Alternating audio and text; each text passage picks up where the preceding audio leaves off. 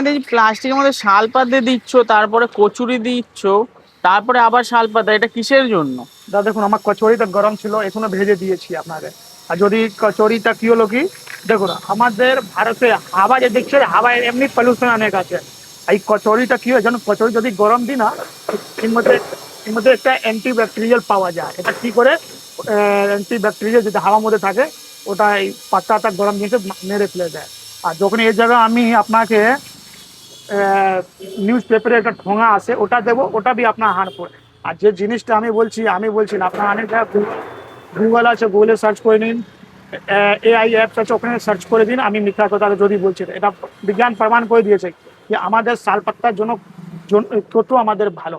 আপনার শরীর ইমিউনিটি বাড়বে, এটা আমি বলছি না। তা আগে লোকের শরীরটা কেন ভালো থাকে, এখন কেন খারাপ হয়েছে, আপনার ঠিক বুঝি।